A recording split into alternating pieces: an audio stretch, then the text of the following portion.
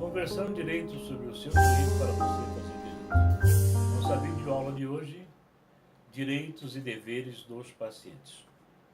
Esta é uma videoaula que eu estou disponibilizando aos meus amigos, alunos, internautas, sejam profissionais na área da saúde, advogados que militam na área do direito médico, biodireito, direito à saúde. Mas para que nós abarquemos esse tema, mistério se faz que nós façamos uma retrospectiva com relação a essa questão do direito e dever do paciente. Essa retrospectiva a que eu me refiro diz respeito à proteção constitucional. Mas, Jaime, o que tem a ver direito, deveres do paciente, hospital, médico com a Constituição? Tem tudo a ver, porque a nossa Constituição Federal diz lá no seu artigo 6º que a saúde é um direito social do cidadão brasileiro, da cidadã brasileira e até mesmo do cidadão estrangeiro. Mais adiante, no artigo 96 seguintes, nós temos lá que a saúde é um direito do cidadão e um dever da União, do Estado e dos municípios, dentro de uma administração que ela é descentralizada, ou seja, cada estado e cada município vai gerir a administração na área da saúde de acordo com os recursos que ele recebe e de acordo com a sua norma gestora, a sua norma diretriz, prestando contas à União com relação às verbas que ele recebe por rúbricas específicas. Veremos também que o Código Civil também abarca essa questão da saúde, lá no seu artigo 15º, onde ele diz que o paciente não é obrigado a se submeter a um tratamento que entenda ele que esse tratamento pode lhe trazer algum mal, ou por receio, ou porque ele tenha conhecimento técnico-científico a respeito da patologia e a respeito do prognóstico e das terapias que ele vai enfrentar, seja ela medicamentosa ou cirúrgica, ou até mesmo paliativa, quando nós falamos sobre morte digna. Pois bem, senhores, também regula a matéria o nosso Código de Ética Médica. Regula também a matéria o nosso Código de Defesa do Consumidor, mas nós não vamos adentrar no Código de Defesa do Consumidor. Vamos ficar apenas com estas premissas que eu acabei de passar para os senhores. Muito bem, Jaime. E quais são, então, os direitos e deveres dos pacientes? Vamos começar pelos direitos. Primeiro direito, ter um atendimento digno, atencioso, respeitoso, sem preconceito de cor, sexo, raça, ou mesmo do diagnóstico que ele vai obter através desse médico. Ser identificado pelo seu nome, pelo sobrenome, pela data de nascimento, não deve ser, em hipótese alguma, chamado pela doença ou por um número, ou seja, a partir do momento que esse paciente faz a triagem na recepção, depois faz a triagem na enfermagem, ele tem que ser chamado pelo seu nome, ou primeiro nome, ou pelo prenome, Senhor José, Senhora Maria, e assim sucessivamente.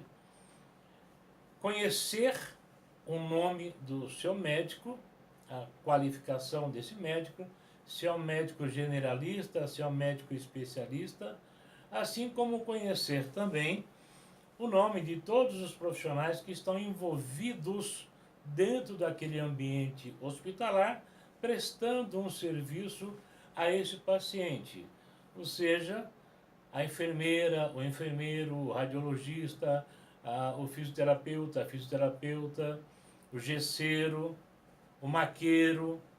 Todos esses profissionais devem ter o seu crachá e no seu crachá deve ter lá o seu nome completo e o cargo que ele ocupa naquele hospital. Ele tem direito à informação sobre o seu diagnóstico, sobre a terapia que vai ser aplicada a ele. Se será uma terapia medicamentosa, cirúrgica, paliativa ou uma terapia psicossocial também, dependendo da situação que esse paciente se encontra dentro daquele nosocômio ou, como queiram, dentro daquele hospital. Saber a forma de tratamento, duração desse tratamento, quais serão as medicações que ele vai ingerir, os riscos e os benefícios desse tratamento segundo o diagnóstico que aquele médico ou aquela médica ofereceu a ele ou trouxe à realidade a sua patologia. Lembrando que para que se tenha um diagnóstico, é necessário aquele primeiro contato com o paciente, onde o médico vai fazer aquela anamnese, vai ouvir aquilo que o paciente tem a falar, vai analisar dentro de um contexto se o que ele está falando, o que ele está verbalizando, condiz com o que o corpo dele está demonstrando, para que esse médico, então, tenha uma hipótese diagnóstica que será confirmado, transformado em diagnóstico efetivo, através de alguns exames específicos que esse médico vai requerer em prol daquele paciente. Então, esses exames, mais o que o médico observou, mais o que o paciente verbalizou, mais o que o corpo dele falou também, vão fechar aquele cenário diagnóstico. E aí nós passamos então para aquilo que nós chamamos de prognóstico e da indicação terapêutica. Se é um paciente transitório, que ele vai ficar ali no hospital apenas por algumas horas tomando uma medicação, depois vai ter alta médica e hospitalar, ou se é um paciente que já vai ser internado para receber um tratamento mais efetivo, para que possamos combater, então, aquela patologia dentro do que prescreve a nossa literatura médica. Pois bem, senhores, nós temos também que entender que o paciente pode ou não aceitar aquele diagnóstico. Ele pode ou não querer ser submetido àquele tratamento. Isso está dentro da vontade do paciente, do seu direito de decidir sobre o seu corpo e sobre a sua vida. E esta questão de aceitar ou não é aquela questão que nós temos lá no artigo 15º do Código Civil brasileiro, né? E também no capítulo 3º do artigo 13º e capítulo 5º, artigo 331 do Código de Ética Médica. O senhor absoluto de si é o paciente. Hoje já não temos mais aquela velha máxima que o médico era o senhor do paciente. Hoje já não. Hoje nós temos que respeitar a vontade do paciente. Isso é complexo, existe uma exceção à regra. A exceção à regra ocorre nos casos de urgência. O paciente chegou num pronto-socorro, passando mal, infartando, um AVC,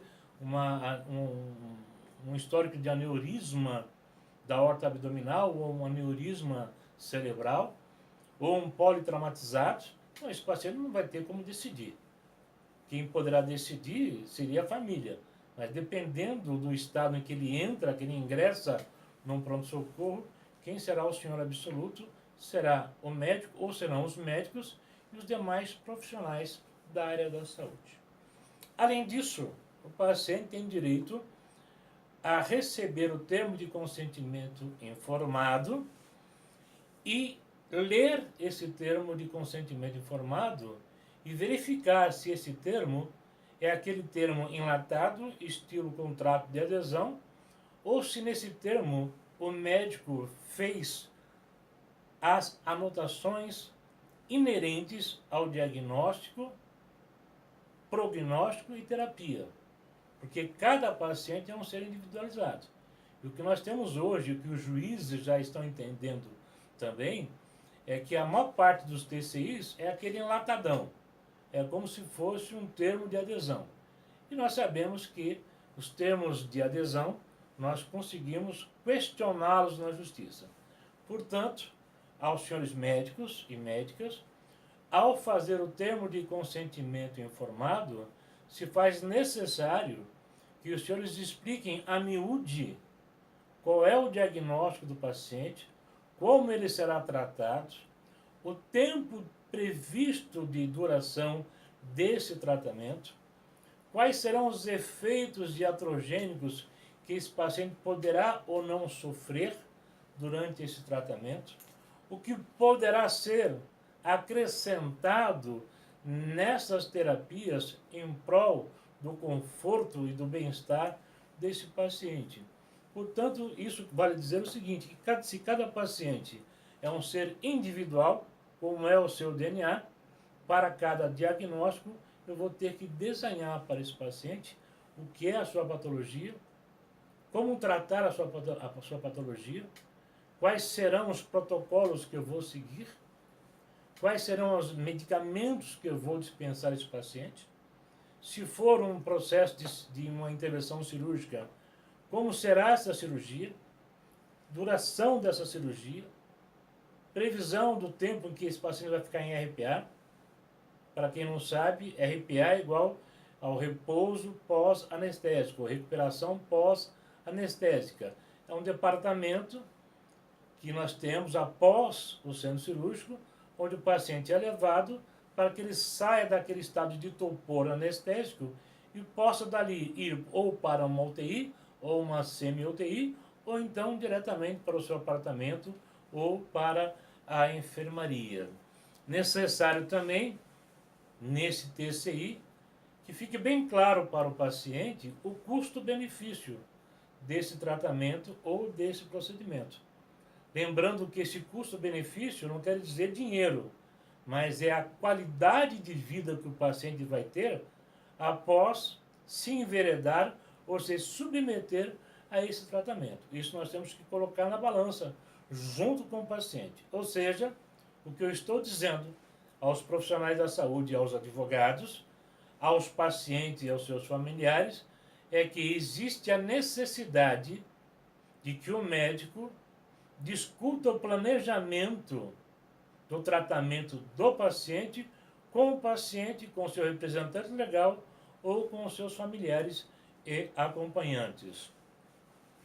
Vale dizer que o paciente tem o direito de revogar aquele TCI, aquele termo de consentimento informado. Ele pode, num primeiro momento, acordar, entender direitinho o que o médico desenhou, escreveu, tudo certinho, mas no segundo momento em que ele está sendo submetido àquele tratamento, ele pode entender que aquele tratamento está trazendo a ele mais amargor, mais dor e mais dúvida do que benefício. Então ele pode chamar o médico e falar: doutor, eu não quero mais, eu quero revogar aquele TCI, eu quero ir embora, quero que o senhor me dê alta. Mas já ele vai poder ter a alta dependendo do estado clínico dele, dependendo da situação do tratamento, o médico vai ser obrigado a dar alta. Agora, o paciente acabou de sair de uma cirurgia, está com um dia de cirurgia, necessita de ser monitorado, necessita de medicação pesada, antibióticos pesados. Provavelmente o médico não vai dar essa alta. Mesmo que o paciente insista, o médico vai ter que se reunir com o diretor clínico desse hospital, com a comissão de ética ou o conselho de ética, para discutir o caso, discutir este caso, para ver qual é a tomada de decisão. E se houver risco iminente de morte para esse paciente, ele não terá alta e esse caso poderá ser judicializado tanto pelo hospital como pelo paciente. Até porque se o médico ou a equipe médica der alta a esse paciente e ele falecer no caminho para a sua casa, nada obsta que os familiares ingressem com uma ação contra esse médico. E o Conselho Federal de Medicina, ciente disso, também vai processar esse médico. Vai abrir uma sindicância para averiguar em que situação foi dada esta alta hospitalar e médica para este paciente. O paciente também tem o direito de ter acesso ao seu prontuário médico. E esse prontuário médico, ele tem que estar totalmente escrito de forma legível, se for manual. Tem que constar nesse prontuário médico todos os procedimentos que foram adotados em prol desse paciente, além dos procedimentos quais foram as medicações que foram dispensadas a eles, os medicamentos que foram homologados pelo farmacêutico ou pela farmacêutica, quando nós tratamos de medicamento de uso contínuo, em que o paciente requer ao seu médico e ao hospital: olha, eu já tomo um remédio para pressão há tantos anos, né? E eu preciso continuar tomando. Então, uma vez dada essa declaração para o médico, ou para a enfermeira, ou para o enfermeiro, esse paciente deverá, por seu familiar, trazer o medicamento no invólucro lacrado. Esse medicamento será submetido ao farmacêutico ou à farmacêutica, e esse farmacêutico, esse profissional, é que vai homologar ou não a dispensação desse medicamento para aquele paciente. Porque é um medicamento que está vindo de fora para dentro do hospital. Nesse prontuário médico também nós temos que ter a informação da evolução da patologia, da evolução clínica desse paciente, bem como todo o arcabouço de exames que foram dispensados a este paciente. Lembrando ainda que ao hospital e ao médico pertence a guarda, segurança e manutenção do prontuário médico ou do prontuário do paciente. Ao paciente pertence as informações nele contidas, informações mais os laudos dos exames. Ou seja, o paciente não vai pegar o prontuário médico, colocar debaixo do braço e sair. O que ele vai obter do hospital do médico é uma cópia do seu prontuário e uma cópia de todos os laudos dos exames a que ele foi submetido. Lembrando também que nesse prontuário médico os senhores verificarão todo o arcabouço da equipe multidisciplinar, porque para tratar de um paciente eu não tenho só o médico e o enfermeiro. Tenho médico, eu tenho enfermeiro, eu tenho o pessoal da nutrição, tenho o pessoal da hotelaria, tenho psicólogos, eu tenho o pessoal da farmácia, eu tenho o pessoal que trabalha com a recuperação do paciente, que são os fisioterapeutas. Então, tudo aquilo que for dispensado esse paciente, e todos os profissionais que trabalharem em prol daquele paciente, deverão ter o seu prontuário próprio, que será agregado a esse prontuário deste paciente. O paciente tem direito de receber o receituário do seu médico, e esse receituário, se for manuscrito, tem que ser escrito de forma legível, de sorte que o paciente possa entender o remédio que ele vai comprar e o farmacêutico também possa entender o remédio que ele vai vender. Perfeito, senhores?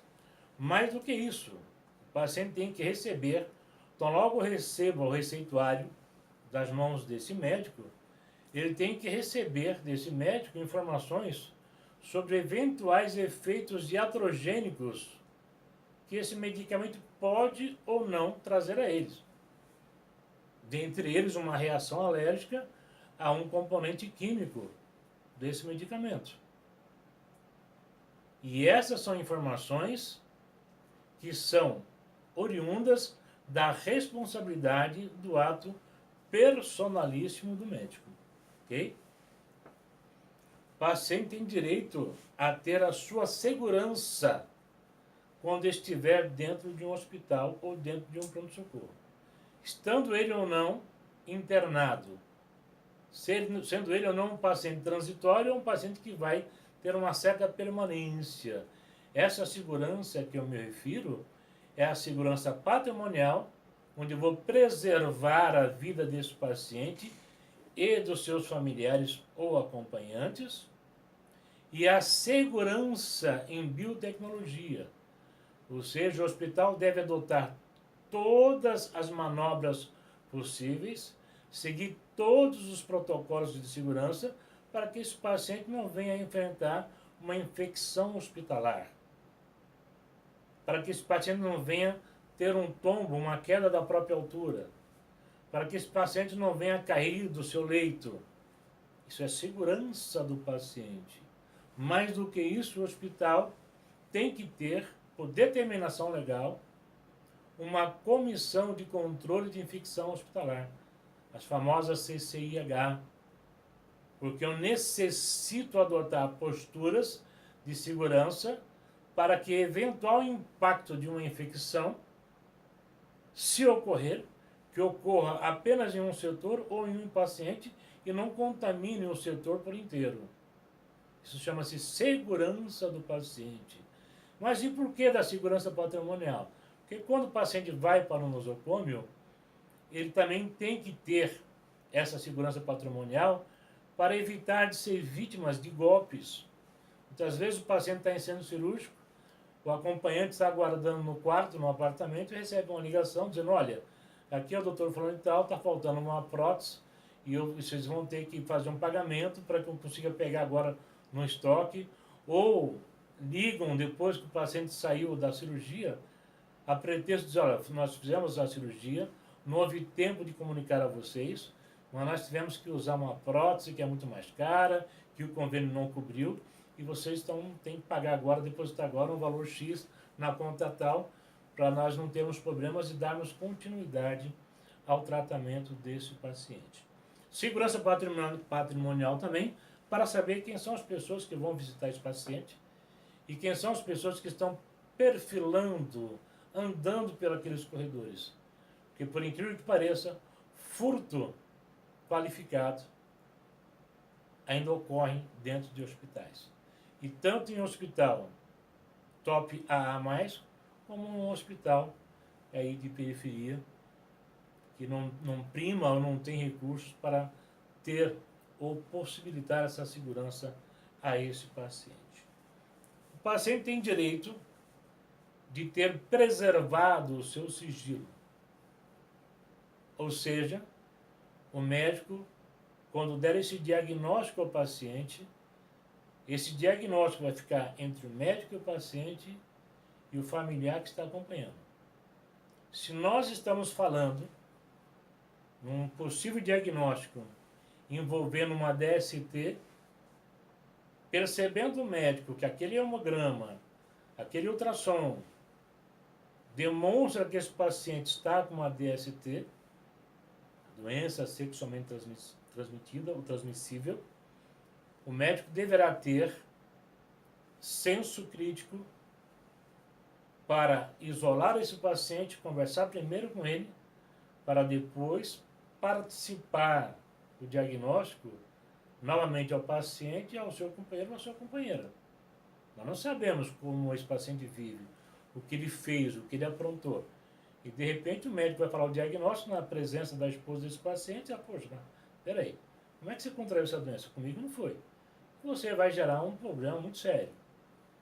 As doenças transmissíveis ou que possam infectar uma população, contaminar um setor, uma população, nós temos que fazer o que? A notificação compulsória.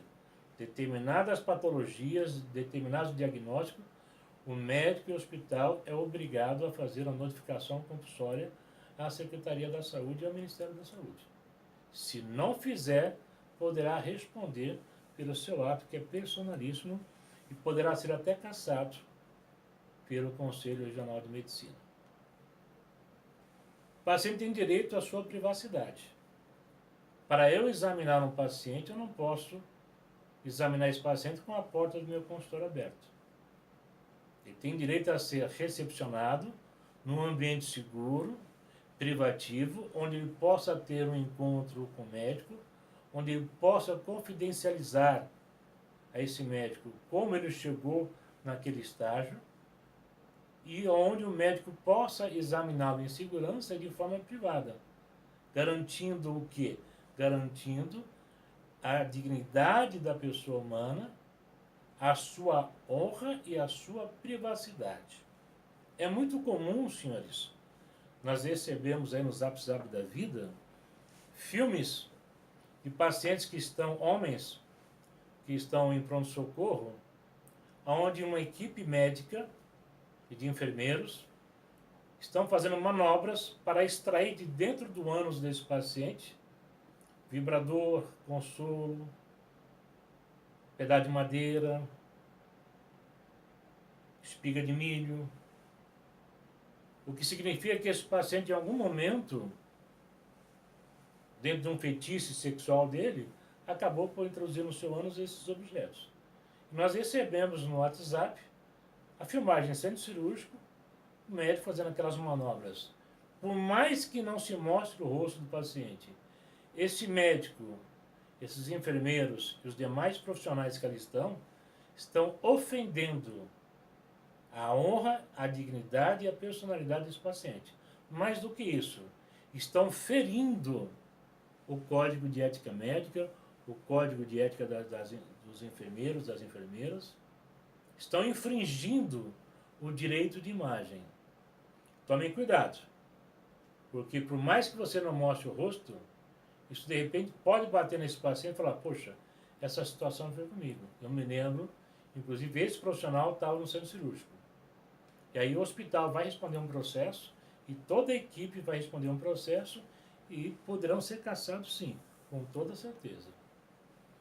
O paciente tem direito a visitas, respeitadas as normas internas do hospital. O paciente tem direito a ter um acompanhante. Se o paciente é uma criança, tem direito, por lei, garantido, para que ele tenha os seus pais, ou um ou outro, ou responsável legal, durante todo o período em que esta criança estiver internada naquele hospital, ou mesmo em caso de ser um paciente transitório, aquele que entrou no nosocômio, passou pelo PS, já está na enfermaria do PS, aguardando o resultado de alguns exames. Tem direito a se fazer acompanhar. Da mesma forma, o paciente, homem ou mulher, com idade acima de 60 anos, também tem esse direito.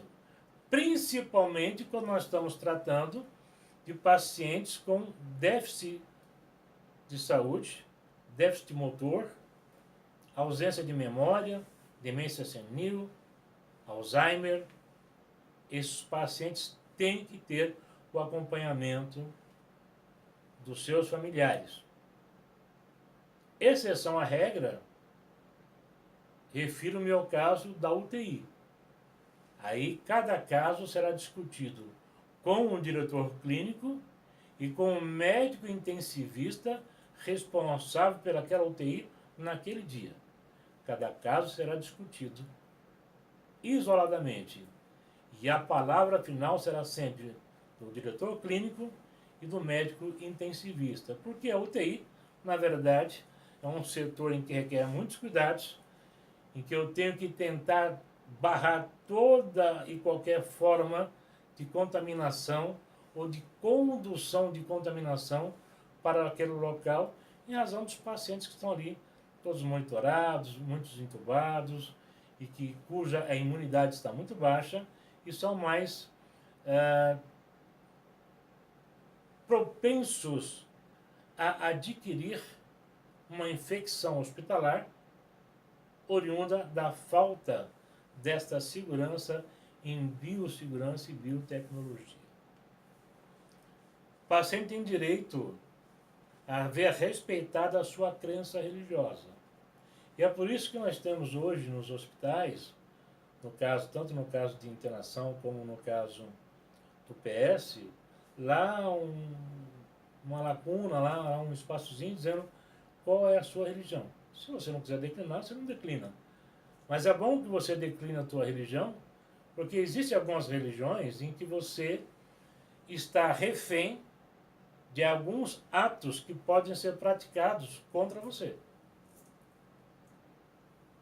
Ou seja, alguns rituais que você faz na tua religião, que uma outra pessoa que não saiba pode fazer algo para você naquele momento, pensando estar ajudando o paciente, mas está ofendendo o seu credo religioso. Problemas de alimentação. Se você pegar o pessoal do candomblé, aqui com todo respeito, estou apenas fazendo uma citação, via de regra o pessoal de candomblé não come miúdos, porque está dentro da sua religião, diz, olha, não come miúdos por esse motivo. Passar a mão na cabeça ou na fronte de uma pessoa que milite ou que tenha como religião o candomblé ou o espiritismo, para eles não só uma ofensa, como uma questão de invadir uma segurança espiritual. Por isso que é importante que nós venhamos a conhecer qual é o credo religioso deste paciente ou dessa paciente, para que nós adotemos algumas medidas de sorte a preservá-lo nesse sentido também. Mais do que isso, o artigo 32 do Código de Ética Médica, ele diz que o médico ele tem o dever legal de utilizar de todos os recursos e meios ao seu alcance para atender aquele paciente. Note que eu não estou falando em curar o paciente, mas para atender aquele paciente. E dentre estes, nós incluímos a religião. Qual é a sua religião? Eu sou evangélico. Tá bom. Eu estou com um diagnóstico que é um diagnóstico pesaroso para esse paciente. Talvez seja o momento de eu ter sensibilidade como médico de conversar com o paciente, conversar com a família e falar: vocês não querem chamar o pastor dele para auxiliar nesse momento que nós vamos falar sobre o diagnóstico, sobre o tratamento? Eu acho importante isso. Você não quer chamar o pai de santo dele, o padre da confiança dele? Esta é uma prática que faz com que as demais pessoas que não são profissionais da saúde se acheguem a nós para perfilar uma corrente em prol do auxílio àquele paciente. Todos nós vamos ser soldados que vamos combater aquela patologia e vamos tentar resgatar a saúde desse paciente que muitas vezes está refém dentro de si, refém do próprio corpo, refém da própria moléstia. E nós sabemos, e já existem estudos que provam que a religião e a fé, muitas vezes, e não raras das vezes, salvam o paciente. Quantos de nós já não assistimos aí nos jornais, o paciente estava em coma há tantos anos, e de repente abriu os olhos e começou a falar. Olha, o paciente já estava desenganado, o médico já tinha liberado já da UTI para cima da UTI, liberado visita, e do nada o pessoal começa numa corrente de oração e o paciente melhora. Então a fé, a oração associada à ação dos médicos e das médicas e dos demais profissionais da saúde, verdadeiros guerreiros e heróis, comungam para um bem comum, que é o bem-estar e a evolução clínica satisfatória daquele paciente. O paciente tem direito de ver respeitado o seu testamento vital. Existem pacientes que deixaram um testamento vital, uma declaração de vontade, dizendo: olha, se por acaso eu passar mal, for para um hospital, se eu ficar em coma, ou se a minha patologia, o meu diagnóstico confirmar que não existe tratamento que vá me salvar, por favor, eu preciso que vocês impeçam isso de acontecer. Eu não quero ser submetido a um tratamento que eu não tenha condições de ter uma vida digna e uma sobrevida com qualidade. No ato cirúrgico da sua patologia. Vamos imaginar que você é um cara que tem medo do desconhecido, e todo ato cirúrgico é o desconhecido para mim e para você quando nós somos pacientes, por mais que nós venhamos a deter conhecimento técnico-científico. Se o paciente manifestar a vontade junto ao seu médico de que na sala cirúrgica, no centro cirúrgico, tenha um médico da sua confiança para acompanhá-lo, um enfermeiro para acompanhá-lo da sua confiança, e que não faça parte da equipe médica, o hospital e os médicos têm o dever legal, a obrigação de aceitar que esse paciente seja também assistido por um médico ou um profissional da saúde em centro cirúrgico. A exceção à regra, ou a única coisa que esse médico não pode fazer, é intervir nas manobras, nas práticas que os médicos que estão operando estão realizando. Ou seja, não pode ficar dando pitaco. Ele está ali apenas para o bem-estar do paciente. E muitas vezes o que nós conversamos em casos específicos em que eu já participei, junto com esses médicos, com esse pedido, falou: doutor, vamos fazer o seguinte, o senhor acompanha o paciente até o centro cirúrgico, se o senhor quiser ficar ok, fique, só não pode interferir no ato que é praticado pelos médicos que vão operar, esse teu amigo, mas se o senhor quiser também, a partir do momento que eu colocar esse paciente para nanar, para dormir, o senhor pode se retirar da sala e depois o senhor volta apenas no RPA. Via de regra, os médicos eles acompanham a cirurgia como um todo, inclusive acompanham o paciente em RPA. Porque o paciente, quando abrir os olhos, ele quer ver alguém da sua segurança perto dele, até para que a recuperação em RPA seja mais tranquila e que ele se sinta confortável, se sinta em segurança. O paciente tem direito a ter assistência fora da equipe hospitalar. O que é essa assistência fora da equipe hospitalar? Assistência jurídica, assistência social, ter acesso aos psicólogos, para que ele possa entender aquele momento em que ele está vivendo e assim interagir melhor com o seu médico e com toda a equipe multidisciplinar que vai tratar deste paciente. Na ocorrência infeliz de um óbito, o familiar desse paciente tem o direito de ser comunicado tão logo aconteça o óbito. O paciente faleceu às 4 horas da manhã, às 4h20 no máximo tem que ser comunicado à família. É o tempo da constatação do óbito e o tempo do médico que está de plantão ou do próprio médico do paciente fazer o relatório de óbito. E os familiares desse paciente têm o direito de receber, inclusive, apoio psicológico no seio hospitalar. O paciente faleceu. Hoje é comum essa política de doação de órgãos. Nenhum órgão pode ser extraído do corpo do paciente se não houver manifestação expressa dele, lá no seu RG, eu sou doador de órgão, ou que ele tenha manifestado à sua família. Ou, se não houver a manifestação da família, existem equipes treinadas para abordar os familiares, para, olha, meus sentimentos, existe a possibilidade do seu papai, da sua mamãe, do seu filhinho, continuar vivendo, só que no corpo de um outro. Os senhores não teriam interesse em fazer a doação dos órgãos? Quantas pessoas nós poderemos salvar nesse momento? Já pensou o coração do seu papai pulsando no peito de um outro papai, de uma criança, de um jovem, de um adolescente? E há então toda uma comoção e um envolvimento para que possa ser feita essa abordagem e que se obtenha ou não o êxito na doação. O hospital não pode, em hipótese alguma, extrair órgãos do paciente após o óbito sem um consentimento. Se assim o fizer, estará infringindo o capítulo 6º, os artigos 43 a 47 do Código de Ética Médica. Mais do que isso, vai responder também de forma criminal e civil. Isso não é um bom negócio. E agora, e os deveres? Falamos dos direitos e os deveres.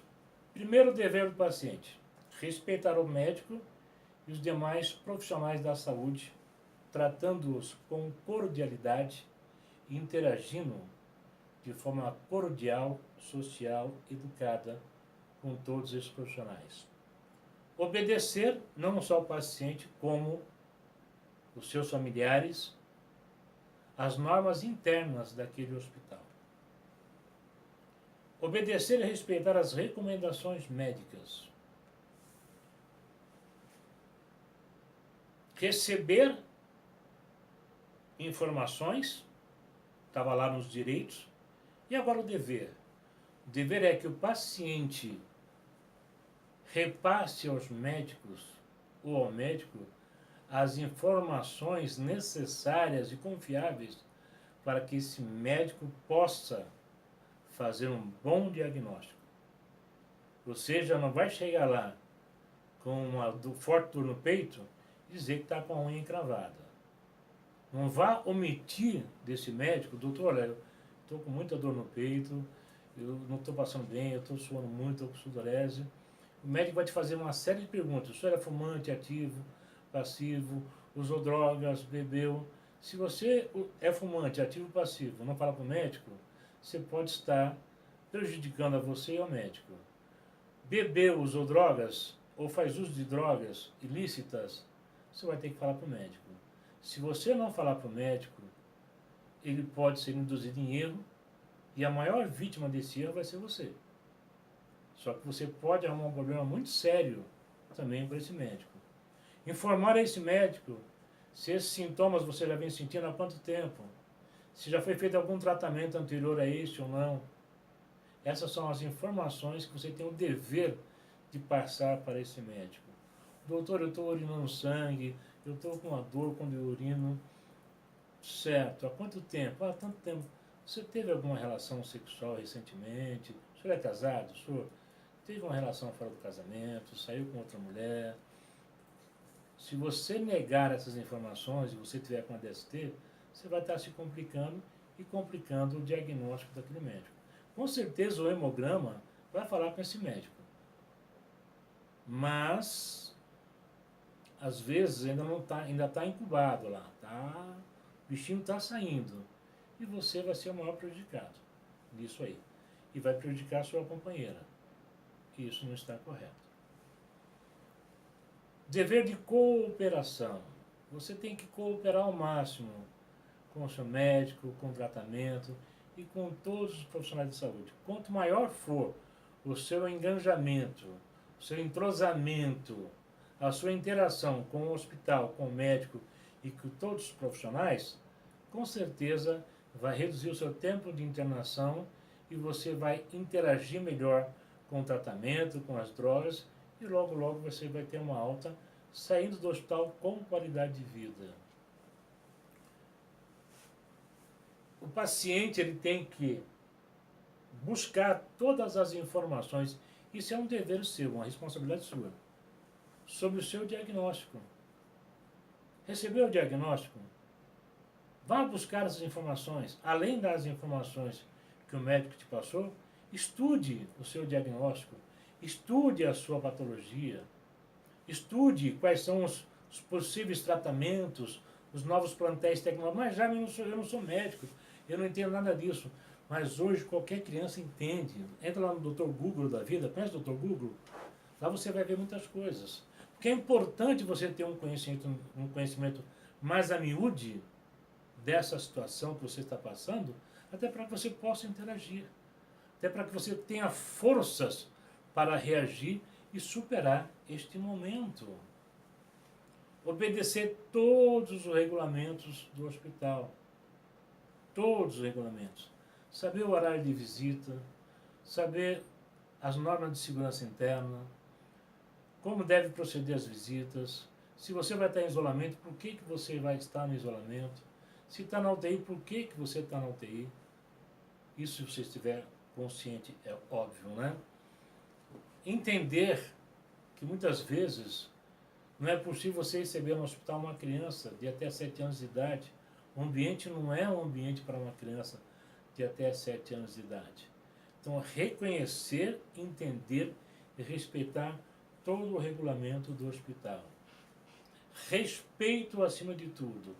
Da mesma forma como você, paciente, quer ser respeitado, você tem que respeitar também todos os profissionais que trabalham no hospital. Desde lá do porteiro, desde lá do estacionamento, aquele manobrista, a recepcionista, o enfermeiro que fez a triagem, o faxineiro, a faxineira. Você tem que respeitar todos os membros, os profissionais que estão trabalhando para o seu bem-estar. A recíproca tem que ser verdadeira. Para você ser respeitado, você também tem que respeitar. Se você não respeita, muitas vezes você não será respeitado. E você pode rejeitar o tratamento. Estou com um diagnóstico, olha, o seu diagnóstico é esse, a nossa terapia vai ser esta, vai ser medicamentosa e depois cirúrgica. Você pode ir lá para a cara do médico, da médica, e falar, doutor, tudo bem, eu imaginava que seria isso, mas olha, doutor, eu não quero me submeter a esse tratamento não. Se o senhor me permitir, eu agradeço, mas eu quero ir embora. Artigo 15º do Código Civil. Exceção à regra, se você estiver no pronto-socorro, se você não estiver consciente, traumatizado, com risco iminente de morte, vamos imaginar que você entra aí com um diagnóstico de aneurisma da aorta abdominal e esta aorta abdominal, esse aneurisma, ele tem aí a espessura, o tamanho de 5,8 centímetros. 5,8 centímetros ele está para romper. E aí? Você está consciente, está com dor, está sintomático, ou não tem dor, mas sente um coração pulsando aqui no seu abdômen, e aí vem o diagnóstico, não quero ir embora para casa, eu vou para o outro médico. O médico falou, senhor, o senhor pode levantar dessa maca, esse aneurisma vai romper, o senhor vai entrar em óbito em 10 minutos, ou talvez até menos do que isso. Nesse momento o médico não vai permitir que você saia não, e está fazendo isso para o seu bem, toma cuidado com isso. O paciente tem o dever de exigir que durante todo o tempo que ele esteja no hospital, ele use aquela pulseira que faz a identificação do paciente. O nome do paciente, a idade e qual o andar que ele está internado. Isso é importante. O paciente tem a obrigação de, além de ser cordial, não importunar sexualmente os profissionais que trabalham no hospital. Jaime, para com isso, o cara está dentro do hospital. Você acha que o cara faz isso? Acontece muito e as vítimas são as enfermeiras. São as piadinhas indecorosas, olhares sedutores, alguns tentam passar a mão na paciente, na enfermeira, outros tentam mostrar a sua genitália. Então, a importunação sexual não pode ocorrer por parte desses pacientes. Tem o dever de não fazer, a obrigação de não fazer.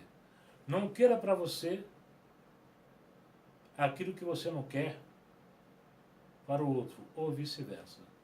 Não queira para o outro aquilo que você não quer que ocorra com você. Obedecer aos usos e costumes, você informou a sua religião, já está informada, você deve então fazer com que todos saibam qual é a tua religião, mas você deve respeitar também aquele profissional que está trabalhando e a sua religião. Seu direito termina onde começa o meu direito. Essa é uma norma que vale para todos nós. E dito isso, senhores, eu encerro por aqui. Espero que esse vídeo possa trazer alguns benefícios aos senhores, principalmente aqueles que são pacientes, familiares ou amigos de pacientes, ou que se tornarão um dia pacientes. Entender os seus direitos e os seus deveres. Forte abraço, Deus abençoe a todos.